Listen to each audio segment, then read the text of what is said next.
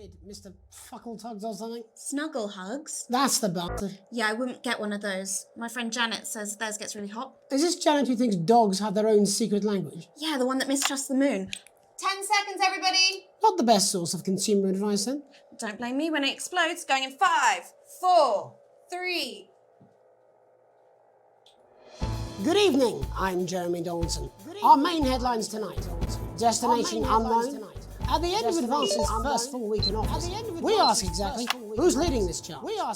Tonight, I'll be discussing what the new future might hold with a leading economist and radical free thinker. With the country's wealth creators in a state of panic and unfavourable rumblings already heard from overseas, I'll be asking my guess whether Advance can deliver on even a fraction of their manifesto promises. Out with the old Remington Fisk have appointed Sophia Remington as their new CEO. The following photo, taken from our archive, gives us a sense of this influential young firebrand who, at the tender age of 23, becomes the youngest female CEO in history. Sophia Remington has always impressed. She was top of her class at university and graduated with the highest honours, immediately being asked back to lecture. The markets have responded favourably to Sophia's appointment, with stocks rising 30 points in light of the announcement. In her first press conference this afternoon, Sophia announced a children's toy named Mr. Snuggle. Sophia promises it'll be all the rage this Christmas, but concerns have been raised about the product's safety, making a splash. Intrepid scientist Dr. David Wong and marine biologist Ingrid Swarsborg and Morgansford have today set off to explore Dante's taint. The recently discovered cave system was previously thought unreachable, but thanks to a new breakthrough in underwater flower technology, the pair hope to successfully reach the imposing central cavern and the undiscovered plant species it contains. This is, of course, only the latest in a series of successful expeditions with this unlikely pairing. In a joint statement about the dangers their team might face, the pair stated, "We will face the plentiful challenges together, like we always have. Playing the field."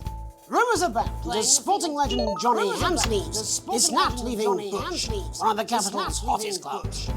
The footballer was caught while out celebrating being named Sports Personality of the Year last week, as reported by this very programme. Johnny is seen here with socialite and performance artist Tiffany Lamore, whose recent show, Snatched Inside My Snatch, has kept her firmly in the public eye. Could romance be on the cards for these two budding A-listers? And grievous bodily charm. With Advance promising a radical new position on crime, how afraid should we actually be?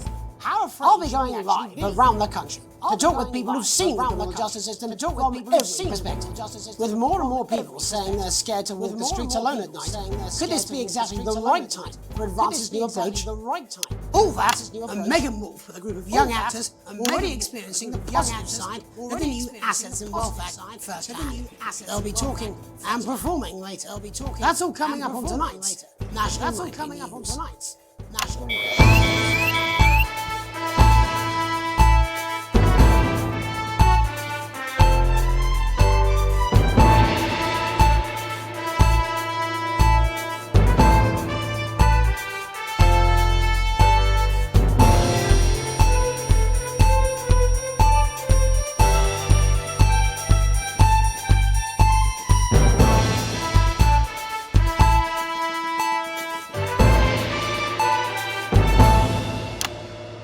In the wake of the government's swift enactment of the Assets and Wealth Act, we're talking about Advance's first week in office and what the new future holds.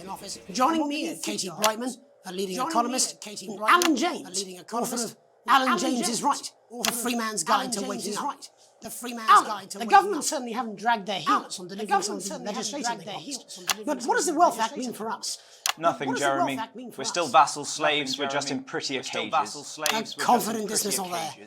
Katie Brightman, do you agree? I'm afraid I don't. Katie Brightman, no. do you agree? I think that Advance have realised that the current economic system of unlimited, unending growth is untenable, so they're changing things up. There I agree with you. They're moving to the next steps in the grand plan. Grand plan, Alan? It's all in my book. Alan James is right, Jeremy. We're to become the great herd, ignorant, sterile, and short-lived. That's what they want. Or perhaps Advance have just realised that if we carry on the way we are, we will destroy ourselves and this planet in a mad orgy of consumption, if you'll excuse the colourful metaphor. Yes, orgy is the right word. Only it'll be the overlords having an orgy on our poor broken backs. It's all in my book. Alan James is shamelessly self-promoting. Katie, how do you think the rest of the world will respond? Katie, how do you think the rest of the world will respond? I think they're watching carefully. Advance are the most disruptive threat that the world powers have faced since the last Great War. Yes, Katie's right. War is inevitable. And this will not be a war like we've ever seen before. We're talking millions of deaths. We're talking high-tech weapons that can level entire cities. We're talking out of the wrong orifices. Mock me all you like, Jeremy, but when they murder your parents and they poison your food and they take you away to their camps for hypno-brainwashing, we'll be laughing then. That might be a great way to sell books, Alan, but you know full well that isn't going to happen in a democracy. Democracy is dead. Yes, Advance are radical, and change is always frightening, but the truth is that the Wealth and Assets Act has made more than 90% of the population wealthier and is on target to produce a permanent end to poverty. Bollocks! What this young lady doesn't understand, Jeremy, is that these are the same people. Maybe they've rebranded, but it's all a little circus act to keep us from seeing the tyrant behind the curtain. That's where you're wrong, Alan. For a start, they've mobilised the youth vote like we've never seen before. You say mobilise, I call it grooming. The grooming of an entire generation to walk happily into eternal bondage. They're like psychic paedophiles. But based on the facts. Katie, what are your predictions? The Assets and Wealth Act is only the first step. Advance now have a historic budgetary surplus, and as well as properly funding our public services, they're already funneling unprecedented amounts into scientific research in the arts. Or, as I call them in my book, Frankenscience and opiates. Frankenscience and opiates. Like opiates. See? Can we get back to the issue at hand, please, Alan? This is the issue. It's all coming from the water, the chemicals, pumping it full of belief juice. Don't get me wrong, I want to see these changes, but only if they're sustainable. If Advance lose their power after spending half of our GDP on dismantling infrastructure, that could be catastrophic. The catastrophe is that they're succeeding. They've got us sat here talking about their puppet show. All right, we're running out of time. Quickly, Alan. What does the future look like to you, Alan? A bleak space where we've all been figuratively sodomized into submission. Katie, we might be on the eve of a brave new world. God knows we need some change, but we need to be cautious. Let's walk forwards with our eyes open. Two very different visions of the future there. Alan James, Katie Brightman, thank you for joining me. When we come back, I'll be investigating Law and Order before Meghan meets some beneficiaries of the Assets and Wealth Act. That's all coming up tonight on the National Nightly News. 1 minute back. You know, I think they might do some good. Why bother so too, strengthening your Jeremy. body How much are you being paid by when then? you can Shut the strengthen fuck up, Alan. your I've never heard face? so much shit in my We life. believe your skin deserves Well, we'll see the this best. full of shit, So won't the we? new formula Alan, actively I can removes explain it harsh to you, chemicals but from your unfortunately, skin. I can't The high salt understand content actually pulls the dihydrogen monoxide don't know right what's from meant your by that. pores to give you the crisp, brittle skin you've come to expect.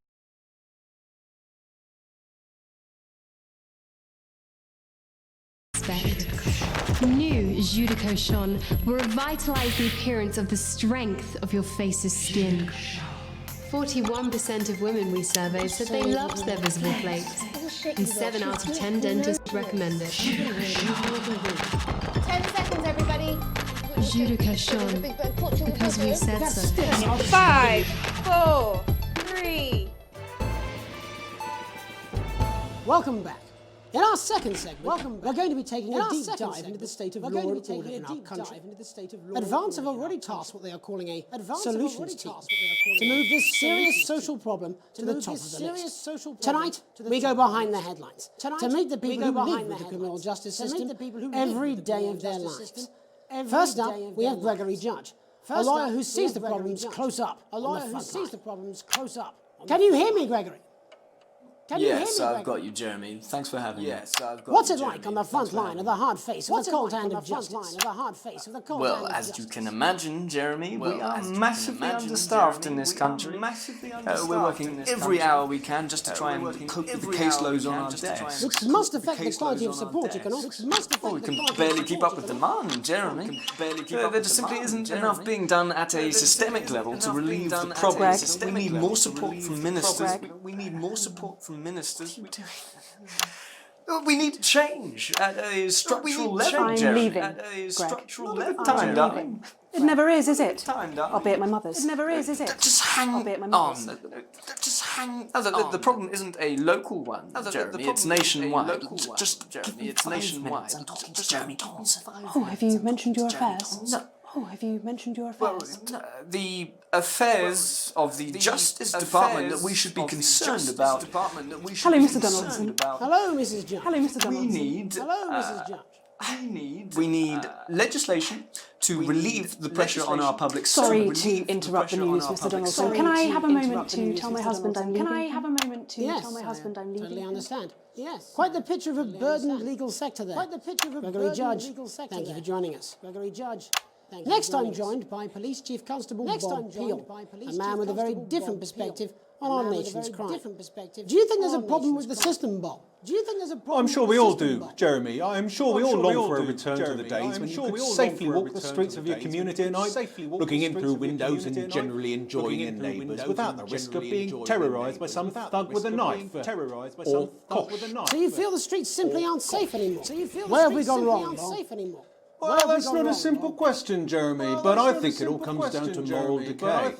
We've diluted our culture and lost touch with what it means to be a citizen of this once great country. Also, as the vicar noted in Sunday's sermon, we probably shouldn't have banned hanging. And to what do you attribute this moral decay? Foreigners, gays and gypsies mainly. It's all in the Bible. Look, Leviticus clearly states that... hang on a moment. Jeremy, a bloody gimps escaped. Delia, could you give me a little help, please, dear? Delia, could you give me a little help, please, dear? As I was saying, Jesus didn't like immigrants much, did he? And just to be clear, you think it's the immigrants who are responsible for the moral decay? Absolutely, Jeremy. Back in your box, Clive. Back in your box. Delia, I really could use a little help with this. Delia, Sorry, darling, I was staying with the Badgers. Yes, I'm talking to Jeremy Dawson. Clive, could you put him back in Jeremy Dawson? And whose responsibility is it to make a change, Bob? Well, it is certainly not the responsibility of the decent, good, white people of this... Hold on just a moment.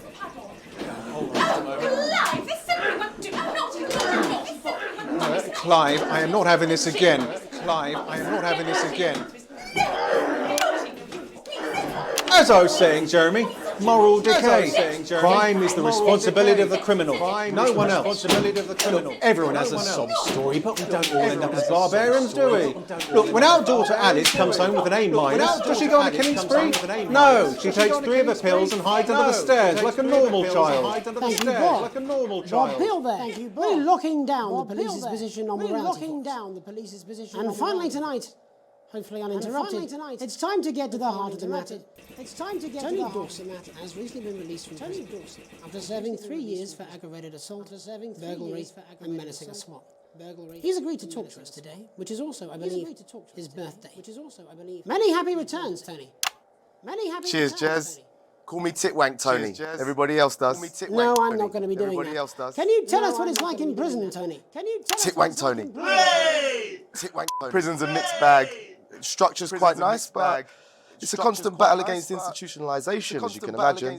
And obviously, titwanks are quite hard to come by. I'm picking up that you're not alone there, Tony. Titwank Tony. Yeah, sorry, my friends are throwing me a surprise party. Good bunch of lads. Okay, well, we're trying to get back to that party as soon as possible. First, let me ask you this. Do you feel that your time spent in prison helped to rehabilitate you in any way, Tony? Titwank Tony! I don't think it's as easy as that, Jez. Yeah, I think asking that is an oversimplification. It sounds like it's getting quite busy there, Tony, but let's try and soldier on. Since leaving custody, have you been able to find a new job? Yeah, all the boys are here. Big Chris, Little Chris, and Vampire Chris. This one's, yeah? One sec, love. Titwank Tony's on the loose. Rehabilitation's difficult with the current system, Jez. It's just not set up for it, you know? It's inherently unjust. So, do you feel tempted to... I'm sorry, who's this now? You are joking. Chrissy Free Bollocks has only got Mr. Fancy, oh. Not now, fellas, I'm on the news. It seems like we've caught you at a bad time. It seems like we've caught you at a bad time. I can't really hear you, mate. It's getting a bit busy here. Yes, we seem to be losing the signal here, Tony. Fucking way, Las Bolitas! Well, we're just trying to get that signal back. I think we... Yes, Tony? Tony, I mean, we were literally away for 2 seconds. How has this happened, Tony? Can you hear me? Well, we seem to have lost our train of thought there a little. Hopefully you, the viewer at home, have managed to gain a broader understanding of the serious and complex issues around law and order. After the break, Megan will be live with some plucky young thespians. Don't go away. We'll be back after these messages. We'll be back. 1 minute back, everybody. Piss off. Smooth, incisive journalism. I can have you fired. You'd missed my charm. Alan James is right. I'm Alan James. Alan James is right in front of you. I don't want to scare you, but you should be scared. There must be something in the food! I don't want to upset you, but you should weep for the world. They're gonna take your poor sweet grandma. And I don't mean to shock you, but you Let's put this. I'm Alan James, and I'll slap you so hard with the Can it be? you'll still be getting crap out of your face 10 the seconds, following everybody. Wednesday. Open Alan on Megan. And with 2. Going in 5, 4, 3. Welcome to Black. I'm Megan Wolfe, and on tonight's Culture Spot, I'll be chatting with one of the first beneficiaries of the Assets and Wealth Act, a team of inspiring young people from Scritchford Sixth Form College, who today received a grant from Advance to take their play, Hey, Friendship, on a tour of local secondary schools. Welcome to you all. Well, let's start with you two, Harriet and Charlotte Winstanley-Hamilton. Girls, you must be thrilled. We are, Megan. We're overwhelmed, to be honest. And I believe you two are sisters, is that right? Yes, Charlotte's my oldest. I'm the older, more popular one. Harriet and Trey were really the ones who came up with the whole idea. So, Harry and I were shooting the breeze in the cafeteria, and I said, hey, let's actually do something. So I went to look for a drama teacher. But she'd been laid off due to budget cuts. Fortunately, I directed a pantomime when I was at university, so I knew the ropes, as it were. Right, yes, you're the maths teacher, aren't you? Yes, that's me, Jeff Algebra, maths teacher. Maths is really important. Oh, thanks, Steve. Maths is really important. Yeah, thanks, Steve.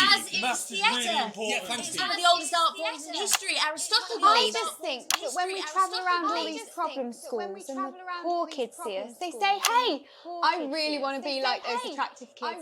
And that's a very beautiful and powerful thing. We touch our audiences and they touch us right back. I suppose with a surname like Algebra, there was really only one choice of career for me. My wife, Angela, and I, we often laugh about it. Angela Algebra. Yes. Angela Algebra. Yes. We just want to bring a bit of song and joy into people's lives. And teach people about the difficult issues. The issues in the play are what really matter. And I think you're going to be showing us an extract from this play, aren't you? That's right. Put in context, I play a young first year who's having some troubles at school. Her character doesn't actually have a name, yeah, because in a way she's like all of us. She's like It's like a metaphor. Maybe she's you at home, or like maybe she's you, Megan. Maths is really important. Yeah, thanks, Steve. Put it in, coach. Yes, thanks, Steve. Put it in, coach. Right, well, I'm going to have a little chat with your teacher while you run off and get ready. I can't wait to see it. Run off and get ready. I can't wait to see it. That's it, that way. That's it, that way. So, Jeff, when did you first hear about the grant? 2 days ago, a letter from Advance arrived at the school. Now, the headmaster thought it was all a prank, but his secretary retrieved it from his bin and brought it to me. How? How did you react? I also threw it in the bin. How did you react? But then, Harriet and Trey rescued it, and they rang the number at the bottom of the page, and next thing you know, we're on tour. Wow. Well, I think we can all guess which way you'll be voting from now on. Do you know what? It's funny, because Angela and I don't usually vote. We're not very political. I'm a mathematician, of course, and she's a paraplegic, mainly. But we did used to watch that Peter Clements DIY show back in the day, and so we thought, why not? Let's have a go with this old democracy thing. Let's have a go with it. And here we valley well are. Good stuff. Fucking brilliant! So let's have a look at a short section of friendship.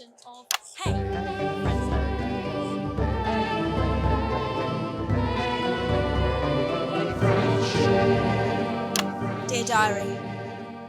Dear Diary. I'm not sure I can take another day at this school. Another day of tears. Another day of tears. Another day of fears. Another day of fears. But still I walk the corridors alone. Dreading what might be around every corner. What's around the corner? What's around the corner? What's around the corner? Oh, hi Gary. Oh heavens no! It's Gary the Fist! Oh Gary the Fist! Gary the Fist! Going somewhere, little first year? Great! I've been looking for some poor victim to bully all morning, but will this make me feel better about my violent father? Excuse me, I'm late for maths. It's my favourite subject. It's my favourite subject. And so important. Maths is for losers. What? Maths is for losers. My arm's stuck. Just keep going for fuck's sake. Right. Just keep going for fuck's sake. Maths is for losers. Now, give me your lunch money. Now. Double lunch for me today, but why am I only truly happy when I'm eating? Not today, Gary the Fist. Not today. What do you mean not today? Who are you? What do you mean not today? My arm's free coat. Brilliant, keep going. My arm's free coat. Brilliant. Who are you to stand up to me?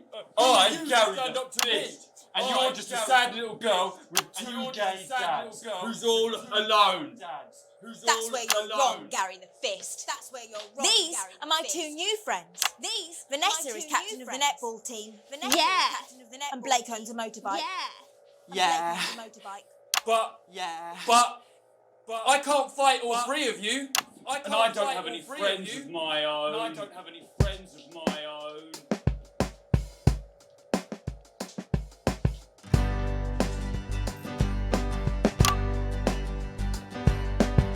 Take a look at me. Take a little look at my face. I could be you. She could be you. And you could be me. Or you could be me. Life can be peachy keen if you work as a team. It's my choice to be mean. So stop now, make a different choice. Listen to that inner voice. Hey, listen up, I won't take no crap. Who said middle class girls can't rap? I ain't afraid of your cruel lads. I'm a mother-loving rebel, but I still love maths.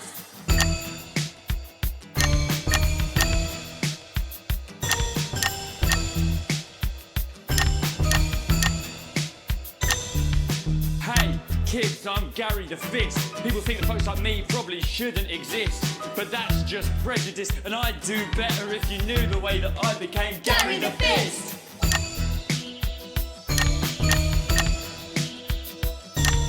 I grew up on a council estate. The park was hip, but the flats weren't great. My dad used to come home drunk and late, and he'd hit my mum, and for dinner he had to wait. Where's my dinner? It's not ready. Where's my dinner, woman? Don't make me ask you again.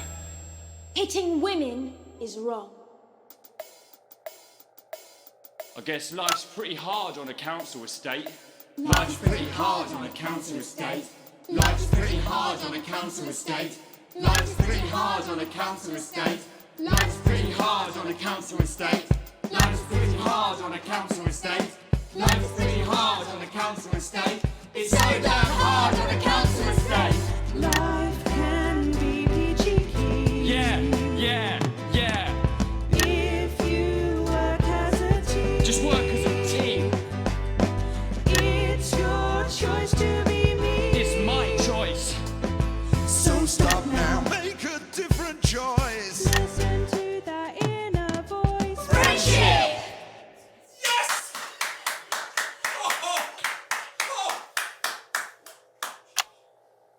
Well, thankfully that's all we have time for tonight on the National Nightly News.